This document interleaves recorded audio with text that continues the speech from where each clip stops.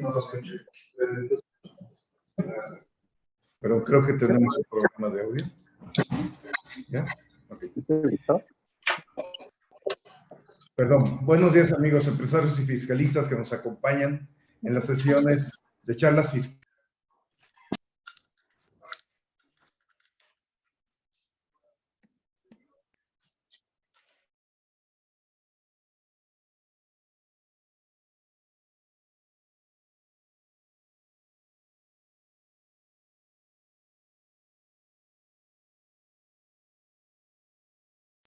El Congreso de la Unión, prácticamente se inicia nuevamente el debate sobre el manejo de la economía que el gobierno va a llevar a cabo durante el año 2022. Es muy importante para nuestras empresas conocer cuál es el sentido de esas reformas y que de alguna manera podamos todos tomar las precauciones, el conocimiento y saber hacia dónde van dirigidas y en qué pueden influir o afectar o beneficiar a nuestras empresas. Quisiera iniciar platicándoles un poco qué es el paquete económico. El paquete económico no es algo que esté en la ley, en ninguna ley. Sin embargo, así se le ha dado a conocer porque es el conjunto de normas que van a regir la economía para el siguiente ejercicio.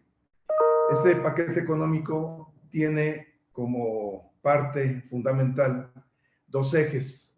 Uno es el ingreso y otro es el egreso del gobierno federal. En cuanto al ingreso, lo regula la Ley de Ingresos de la Federación, en el cual se establecen los conceptos por los cuales el gobierno federal podrá recaudar o hacerse de recursos.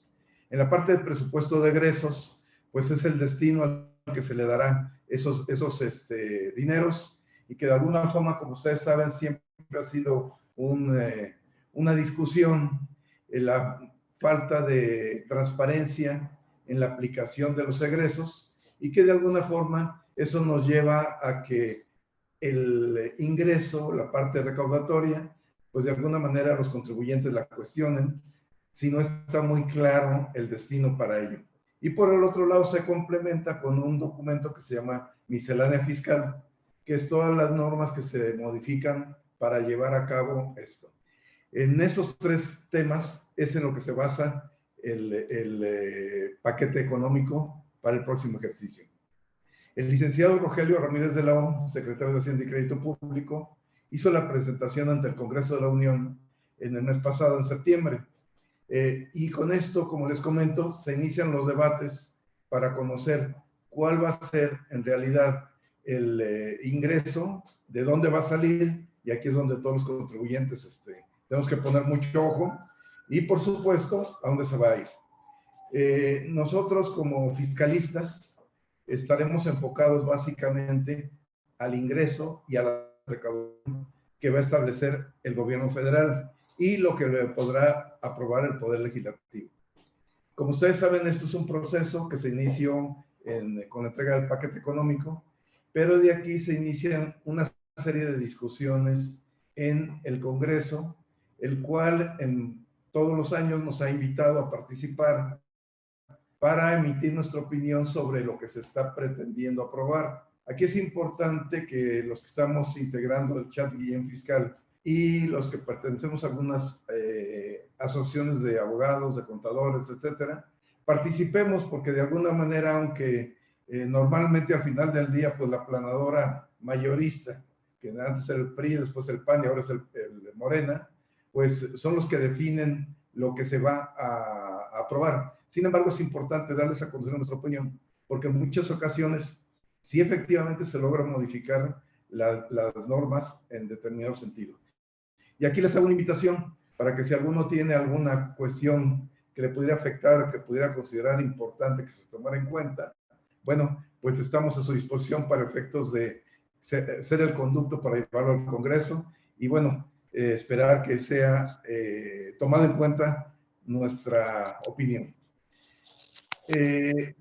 Nosotros en el grupo, recuerden que este grupo lo integramos innumerables despachos de fiscalistas en México, así como empresarios que participan con nosotros. Entonces no es algo solamente de Pedro Guillén, sino que es algo que en conjunto estamos manejando, llevando a cabo, y que de alguna forma pues ya hemos sido escuchados en años anteriores por el Congreso y seguiremos presionando para efectos de que podamos ser partícipes o por lo menos modificar en algún tema el enfoque que se le dará a la reforma fiscal.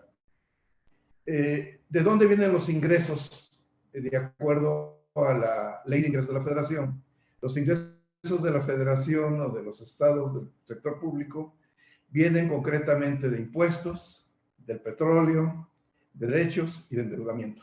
Son los cuatro principales fuentes de recaudación del gobierno, y en estos documentos y en estas iniciativas establece cómo vamos a participar cada una de esas partes en la integración de las partidas que se van a recaudar. Para esos efectos, Aranza, me permites, vamos a presentarles unas láminas que preparamos, cuya fuente de información, concretamente la Secretaría de Crédito Público, el Banco de México, en fin, las instituciones que tienen que ver con esto, ¿no? La siguiente, por favor. Los ingresos estimados para el paquete económico para 2022 son, vamos a hablar de miles de millones de pesos, pero para simplificarlo y no estar, vamos a hablar de 7,088,250, pero creo que no son millones de pesos, son miles de millones de pesos. Entonces, para el año anterior fueron 6,295 miles de millones de pesos, lo que se le autorizó al gobierno federal, y para el presente año se pretende incrementar a 7,088 miles de millones de pesos. Aquí es muy importante lo siguiente, recuerden que es lo que aprueba el Congreso, no necesariamente es lo que se va a obtener, puede variar en un importe mayor o menor, pero lo que sí es importante tener en cuenta es que el objetivo que se pretende lograr es incrementar los ingresos de la Federación. Y aquí, como les comenté, no hay de otra. O es petróleo, que dependemos del comercio internacional, o es endeudamiento, o somos los paganos de siempre. Que aquí una buena noticia es que aparentemente en la propuesta el SAT trae alguna fórmula para incrementar la base de contribuyentes. La siguiente. Para efectos de determinar cuáles son los ingresos que se van a obtener, existen variables económicas sobre las cuales se elaboraron los presupuestos de ingresos y de egresos de la Federación. Un tema a considerar es la inflación anual. La inflación la está estimando el gobierno para el próximo año en un 3,4%. El tipo de cambio se espera que esté estable en aproximadamente 20 pesos por dólar en promedio. La tasa de interés también se estima que no exceda del 5% anual. El crecimiento del PIB, de Producto Interno Bruto, se estima en un 4,1%.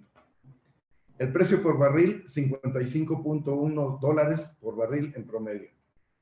Y la deuda pública se estima que no crecerá más allá del 2,4% del Producto Interno Bruto. Esto, como les comento, son las estimaciones que se hacen. Les quiero comentar también que no podemos desestimar lo que los economistas del gobierno han llegado, porque también hay mucho de política, pero también hay mucho de realidad, ¿sí? Entonces, aunque algunas cuestiones ahorita que platiquemos, las veremos que están muy optimistas, ¿sí? Otras pues sí son reales porque ya es lo que a nivel mundial se está manejando.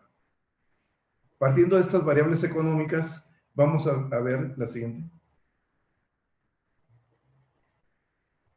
Vamos a ver varios cuadros, pero me voy a concentrar nada más en los puntos más relevantes que les quiero comentar.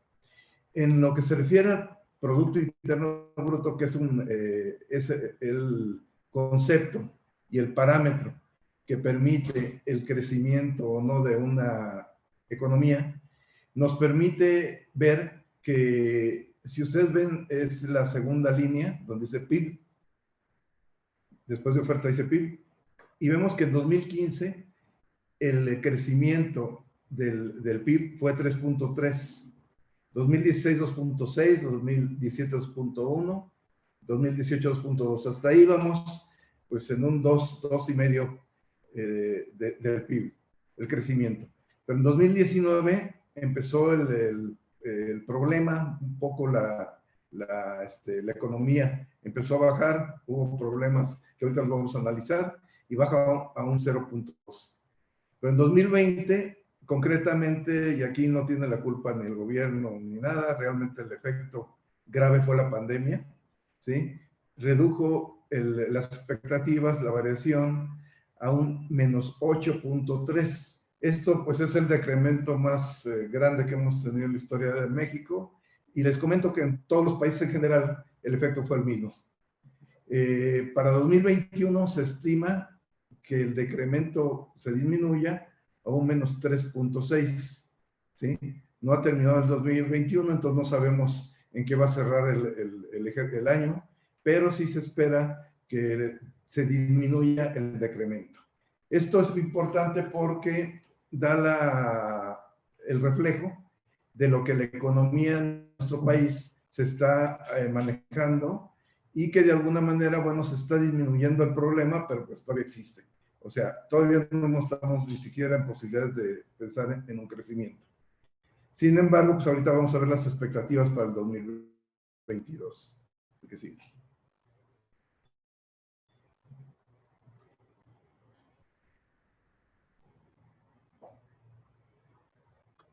No cambió.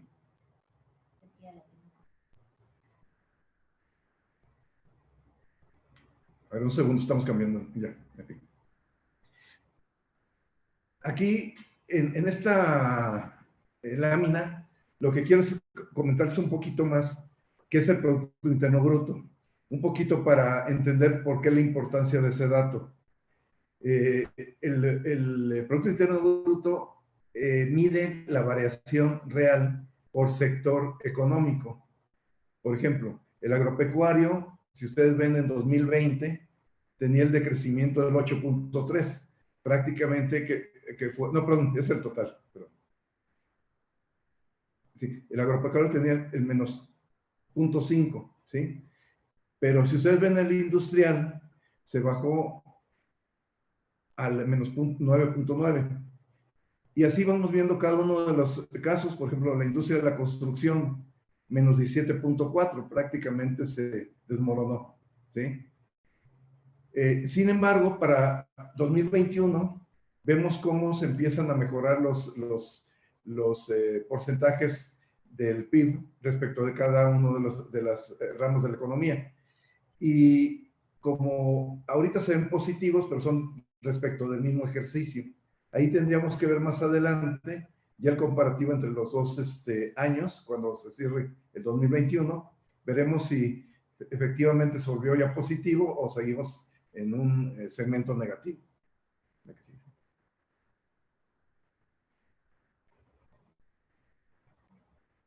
¿Te puedes ampliar más? Y aquí vamos a hablar de un tema muy interesante, porque aquí nos permite ver prácticamente la generalidad ¿cómo se llama? Del país, de cómo se está comportando los principales indicadores económicos. Vamos a ver si lo podemos ampliar un poquito, ¿no? Bueno, lamentablemente no podemos ampliarla, pero espero que la puedan leer ustedes. ¿Sí? Ok. Bueno, como habíamos visto, el primer indicador, que es el PIB, que ya lo platicamos, si ustedes ven donde dice puntual, Producto Interno Bruto puntual, es ahí donde se refleja claramente cómo estábamos en el año pasado en el menos 8.3.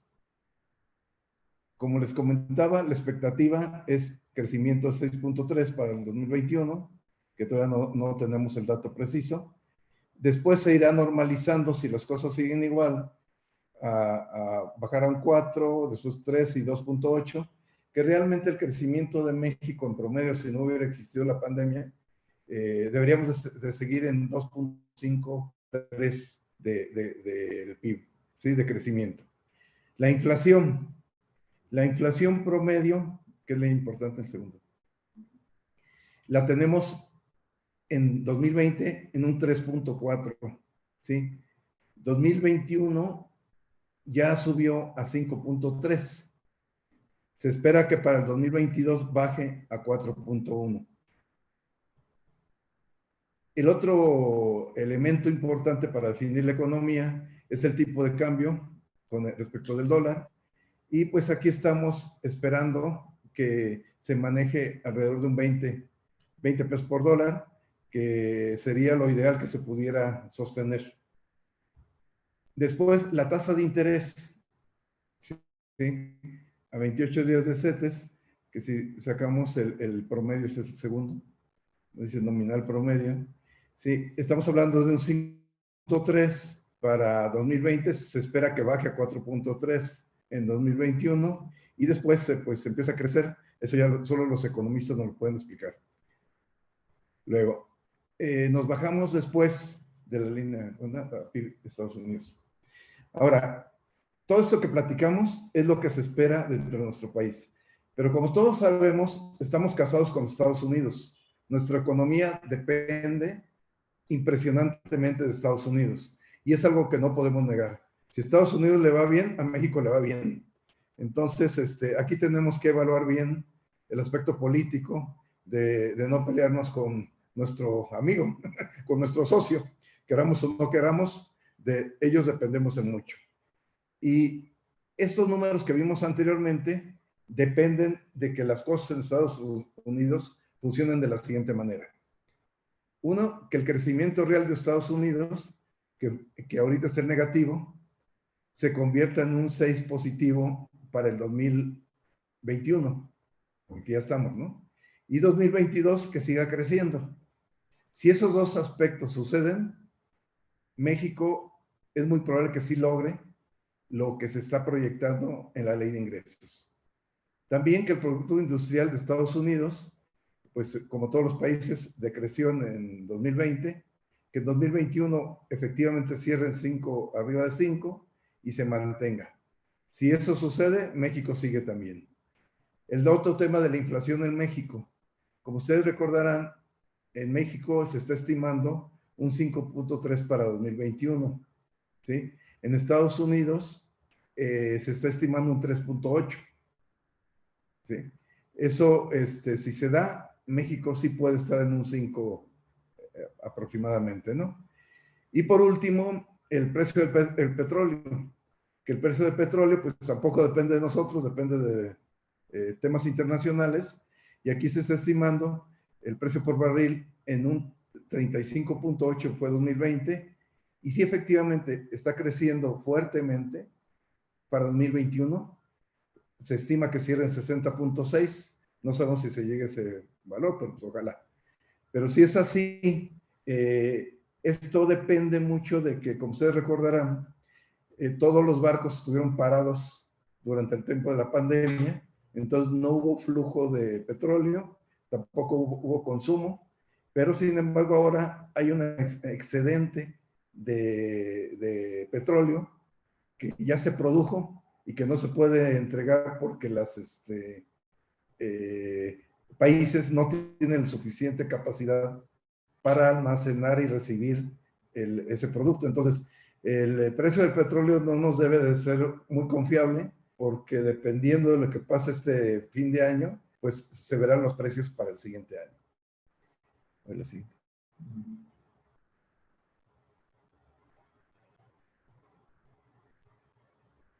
Entonces, podremos concluir de todo lo que hemos platicado en este momento que el Producto Interno Bruto se estima que efectivamente crezca a partir del 2022 y que ya no estemos en negativo. Y que el cierre, el 6.3 yo lo veo muy optimista, pero bueno, dependemos también de ello para todo lo demás. En segundo lugar, que la inflación se mantenga controlada, que no exceda del 5%, se está también en el 5.7%, porque si excede, en 2022 pues definitivamente no vamos a manejar el 3.4 de ninguna manera, se va a ir mucho más arriba. El tipo de cambio, pues ese aparentemente se está manteniendo en el 20 pesos, ahí dependemos de la economía de Estados Unidos también. La tasa de interés se está cerrando aproximadamente en 5 puntos y se espera pues que nazca en 2022 el 5.3, pero pues el promedio lo más seguro es que crezca arriba de eso. Y si nos vamos después nada más al petróleo, lo mismo, dependemos del precio internacional. Síguele para arriba, por favor. Las variables de apoyo, que son el PIB de Estados Unidos, que podamos mantener, que se puedan mantener, no podamos, que ellos lo puedan mantener en estos niveles del 4.5, y eso nos permitiría a México también mantener el nuestro. La tasa de interés, pues si logran, que lo están logrando, manejarla en menos del 1%, pues sería muy benéfico para nuestro país. Y bueno,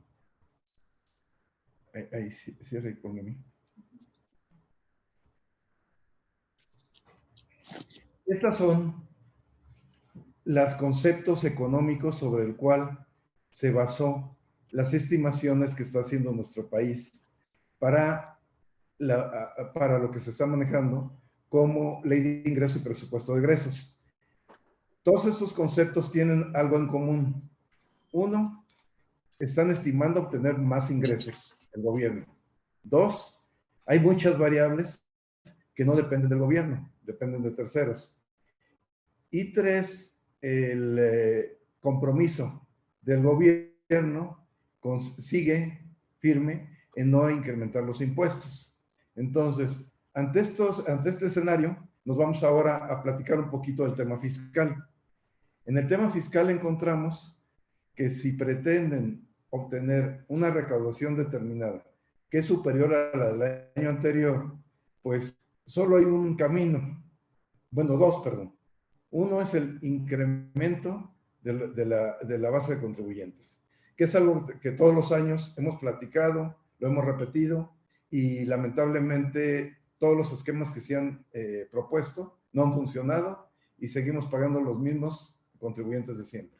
Y el otro tema que sí le han atinado es la fiscalización agresiva, así como dicen la planeación fiscal agresiva, diríamos también la fiscalización agresiva, con la cual sí han logrado una recaudación muy importante. Ahora, ¿qué pretende recaudar? ¿Cuáles son los incrementos que se pretenden dar? La siguiente lámina.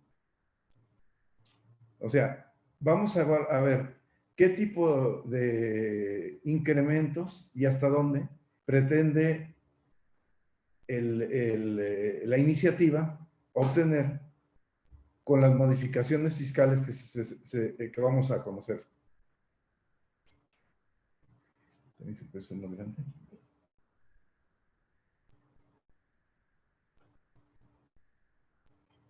Como ustedes podrán observar en esta lámina, el incremento que se pretende dar es considerable. Por una parte, en impuestos sobre la renta, recuerden que hablamos de miles de millones de pesos, ¿sí? 1.908.000 miles de millones fue lo que se espera recaudar hasta final del año 2021, ¿sí? Y esto se pretende incrementar en 200.000, que son para llegar a los 2.073 miles de millones de pesos. Entonces, en ISR se pretende un incremento muy fuerte. ISR es la principal fuente de recaudación de impuestos del gobierno, o sea, el impuesto sobre la renta. El impuesto sobre la renta representa, pues, el doble del impuesto al valor agregado, y bueno, es la mayor fuente de ingresos del gobierno. De esta fuente, grandes contribuyentes aporta aproximadamente el 80% de este ISR. Entonces, aquí para irnos ubicando en cuál es el esquema. El esquema para incrementar la recaudación es obtener una fuente alterna adicional de ingreso. ¿Por qué? Como ustedes saben, los programas de fiscalización del 2010 20 y 21, de cuando estaba la pandemia, y del 21, fueron muy exitosos para el gobierno federal. Las políticas que implementaron, efectivamente, les dieron resultados para esa recaudación. Pero eso pues ya pasó. Ya prácticamente los que debían, los grandotes ya pagaron y demás, ¿no? Entonces, ahora existen dos opciones en este tema. Volver a apretar fuerte a los medianos y a los chicos para tratar de volver a lograr esos incrementos de recaudación, o establecer un esquema que dé más facilidad y más confianza al contribuyente para que los pagos sean de una forma más universal, o sea, ampliar la base de contribuyentes, dirá ya el que podamos tener un incremento de recaudación, pero que no frene la economía, que no quiebre empresas, que no establezca tanta burocracia y tanta cosa como estamos viviendo, y que el contribuyente, en lugar de estar apanicado porque ahí viene el SAT, bueno, pues con toda la confianza del mundo, como debe de ser, pues aporte lo que tenga que aportar. Y que obviamente, pues quien esté haciendo lo que ya sabemos de las facturas falsas y todas esas cosas, bueno, ese es otro tema que no es el nuestro, ¿sí?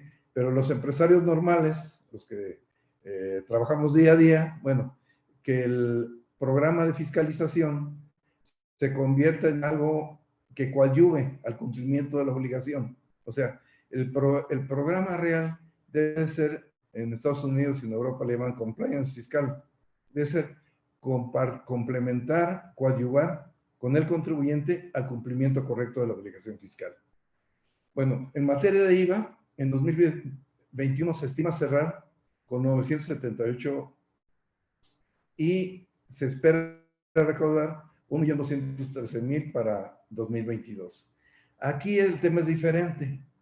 Aquí el tema de la recaudación del IVA depende de que haya negocio, de que haya comercio, de que haya actividad, de que las empresas estén trabajando. Si las empresas no venden, los clientes no compran, no existe el IVA. El IVA, recuerden que es flujo de efectivo y es de acuerdo a las operaciones reales que realicen las empresas. Entonces, esto es lo que comentaba anteriormente en ISR. El enfoque que debe dar el gobierno en este tema es alentar la economía, alentar que haya operaciones de compraventa, operaciones de arrendamiento, etcétera, para que se genere el impuesto al valor agregado y obviamente se logren estos niveles que se pretenden obtener. En materia de IEPS, bueno, como ustedes recordarán, pues son impuestos especiales de aportación y servicios a actividades determinadas y que de alguna manera están muy claras y ya muy determinadas en los giros con gasolineros, etcétera, ¿no?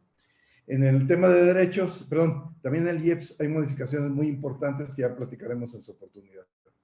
En materia de derechos, pues sigue la actividad en función de que realices actividades que generen actividad que reglamente el gobierno, pues tendrá derecho a cobrar un derecho, valga la redundancia, y podrá recaudar esas cantidades. Cuotas de seguro social, bueno, aquí, a raíz de la reforma fiscal en la cual se pretende eliminar completamente el tema del outsourcing malo, el outsourcing que no paga IMSS, pues se espera una recaudación mayor porque, de hecho, se ha incrementado el número de empresas que ya eliminaron todos los outsourcings malos y, bueno, ya asimilaron a su negocio, a los empleados, y ya están pagando correctamente lo que debe de ser en costas del Seguro Social. En lo referente a comercio exterior, pues aquí volvemos a lo igualito que lo del IVA. En la medida en que el gobierno fomente la estabilidad y la confianza del empresario mexicano, pues va a tener más posibilidades de accesarse en los mercados internacionales, a dedicarle su tiempo a lo que debe de ser, que es hacer negocios. Y en esa medida vamos a lograr que exista una mayor recaudación por comercio exterior. Esta se va a lograr en función de que los trabajos que haga el gobierno de fiscalización permitan que las empresas exportadoras pues aprovechen más la posición de México, la opción ahorita que Estados Unidos requiere mayor, está comprando más, ¿sí? Porque a raíz de la pandemia, pues redujo también sus adquisiciones. Y que lo agarre China, que están peleados entre ellos, a que lo agarremos nosotros, pues aquí estamos al ladito, ¿no? Bueno, entonces, esto es el esquema recaudatorio que se pretende para el próximo año. Hasta aquí, comentarios del día de hoy. Básicamente, la idea es en este momento explicarle la importancia que tiene los aspectos económicos y por qué de las presiones que en materia fiscal llegan, porque para lograr la recaudación que se está buscando, se requiere lograr muchos de los aspectos económicos que ahorita estamos mencionando. Entonces, como conclusión de todo esto, de lo que hemos comentado, quisiera yo explicarles 3 puntos importantes que son fundamentales para nosotros ahora que vamos a trabajar concretamente en la reforma de 2022. El primero de ellos es buscar cómo lograr un cambio en la mentalidad tributaria del SAT para efectos de que no nos convirtamos, no continuemos, perdón, los empresarios como los malos de la película y los perseguidos, sino que entiendan que en la medida en que nosotros generemos riqueza, la recaudación que pretende el gobierno la va a lograr y va a lograr hacer la distribución de acuerdo a los planes y programas que tenga. En esa medida, también es importante que lo que estamos manejando ahorita nosotros, dado que nos dicen no va a haber reforma fiscal, no, sí hay reforma fiscal. No hay aparentemente incremento de impuestos, pero sí hay modificaciones, les comento, son 200 artículos de distintas leyes fiscales los que se modificaron. Esos 200 artículos están ya en debate en el Congreso y si leemos la letra pequeña nos vamos a encontrar cosas muy delicadas. Por ejemplo, estamos encontrando mayores facultades de la autoridad para la suspensión y cancelación de sellos. Una responsabilidad, yo no soy contador, soy abogado, pero una responsabilidad muy delicada para los contadores al dictaminar estados financieros, que prácticamente se vuelven corresponsables, no subsidiarios, sino responsables. Y aquí es muy delicado el tema porque aun cuando el contador haga su trabajo correctamente, pues no es el SAT, ¿verdad? O sea, el contador no puede llegar a auditar de una manera tan profunda como el SAT, que tiene todos los elementos de los demás. O sea, el auditor va y revisa la empresa, pero el SAT tiene la empresa más todos los que hicieron negocio con la empresa. Entonces sí es muy delicado el alcance de esto, porque en materia penal puede dar lugar a cuestiones muy delicadas que ya platicaremos en su momento. De las cosas buenas, bueno, pues está el apoyo a productos de gestión menstrual, que es una cosa buena para las damas y que todos lo aplaudimos. El régimen simplificado de confianza, que ya lo platicaremos también, y el intercambio internacional de información, que ahora se amplía más. Recordarán que uno de nuestros expositores, el doctor Alfredo Revillac, fue el encargado en el SAT en años anteriores de eso. Así es que a lo mejor lo invitamos a ver si nos acompaña en este tema. Por ello, en la próxima charla fiscal nos enfocaremos a analizar ya específicamente estos temas, cómo se modificaron y en qué consistieron. En tanto, quiero agradecerles su participación y si tienen alguna pregunta, algún comentario que hacernos, por favor, estamos a sus órdenes.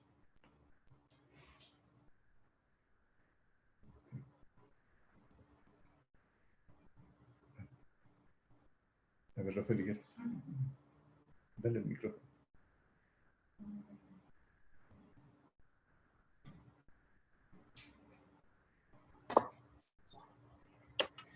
A ver, Don Rafael, mucho gusto. Mi estimado Pedrito, don Pedrito, mucho gusto, amigo. Gracias. Enhorabuena por su exposición, como siempre, brillante y clara, amigo. Se lo apreciamos y se lo valoramos. Creo que uno de los puntos importantes a señalar es el hecho de que está la propuesta de que ya las autoridades fiscales, y eso cuando se toca el tema, estarán vigilando los depósitos en efectivo superiores a 15,000 pesos de personas físicas y morales. Y por otro lado, cuando excedan a 50,000 las transferencias, habrá una vigilancia del comportamiento del recurso transferido. Entonces vamos con temas de trazabilidad de las operaciones que se estén realizando y quién es el beneficiario final, que es un tema que va muy de la mano con la ley federal antilavado de dinero. Entonces, creo que son temas interesantes, como bien lo comentas, mi estimado Pedrito, a mi querido amigo, el hecho de que con letras muy pequeñas, pues ya se van concatenando mucho más estas disposiciones, las fiscales y las de lavado de dinero. Y entre letras pequeñas, pues quería yo resaltar este tema de los depósitos y de las transferencias que serán ya objeto de una mayor vigilancia por parte de tanto de las autoridades fiscales como de inteligencia financiera a través del sistema financiero mexicano que se estará reportando ya sea en 24 horas, 48 o cada mes. Ese era mi comentario, mi estimado Pedro, y felicidades como siempre y gracias por volver a iniciar con las pláticas. Hombre, Abrazo, gracias, don amigo. Rafael.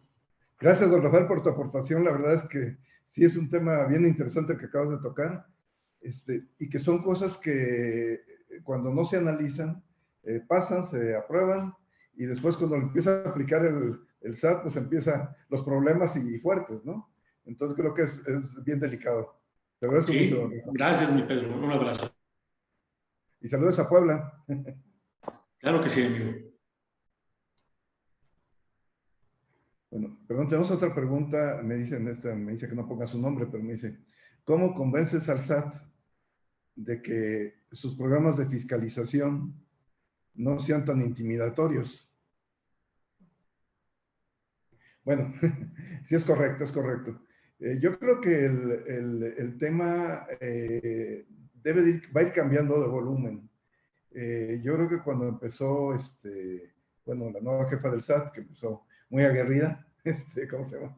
Y con desconfianza de todo el mundo, bueno, creo que a raíz de que ha tenido ya contacto con empresarios de distintos tipos, con todo, han empezado a conocer que, bueno, pues que no todo el empresario es malo por sí mismo, ¿no? Sino que a veces un grupo, pues como en todo, echa a perder a la mayoría, ¿no? Entonces yo creo que de alguna manera el tema ahorita de confianza lo van a ir mejorando. Yo veo que ahorita ya hay más reuniones con funcionarios del SAT. Aquí el problema que ha habido en este momento, por ejemplo, en el caso de cancelación de sellos, pues es que se han cerrado completamente a que el tema, si no cumples el 100% de los requisitos, etcétera, no los levantan, no los reactivan.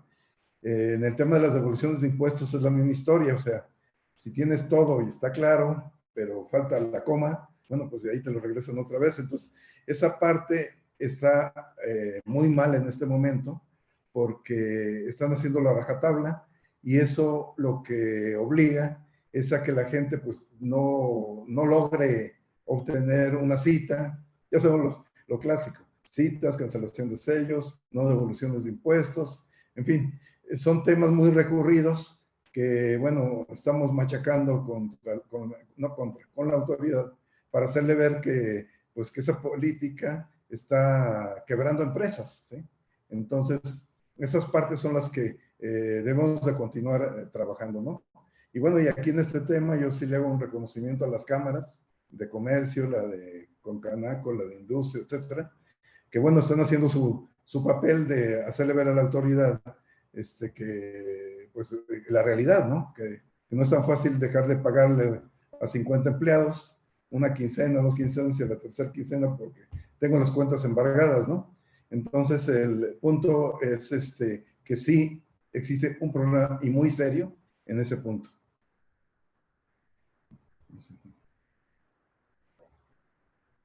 Bueno, pues amigos, empresarios y fiscalistas, les agradezco mucho su participación en esta reunión.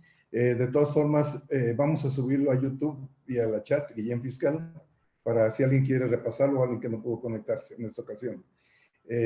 La próxima sesión va a ser muy interesante. Van a participar especialistas fiscales muy reconocidos para que analicemos cada uno de los efectos que están sucediéndose en el proyecto de reforma fiscal. Muchas gracias por su participación. Un saludo a todos y pues les deseo que terminen bien la semana. Gracias, Pedro. Un gusto en saludarte. Gracias, Alfonso. Un saludo. Gracias, Pedro. Gusto en saludarte. Felicidades. Rafi, gracias. Hasta luego. Gracias. No, Pedro, abrazo, felicidades. Igual.